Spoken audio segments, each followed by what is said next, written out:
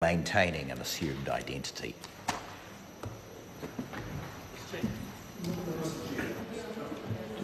Jamie Lee Ross. I move that the question be now put.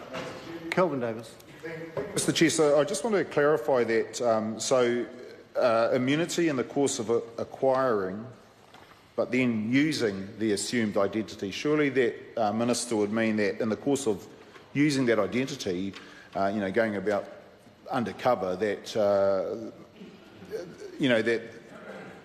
how far does it go? Is the question. I just would like that point clarified. Sorry.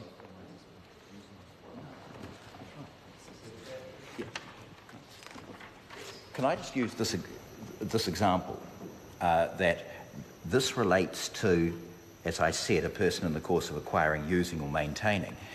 The activity that person may undertake under an assumed identity, breaking and entering or whatever, would still have to be the subject of a warrant. Does that clarify the matter? Members, the question then is that the Minister's amendments to Part 3 set out on SOP 264 be agreed. Those of that opinion will say aye. Aye. Against, no. The ayes have it. The question now is that Part 3 is amended to stand part. Those of that opinion will say aye. Aye. Those against, no. Part 3 as amended will stand part. The question now is we now come now to Part 4, the debate clauses 46 to 96 and Part 1 of Schedule 3.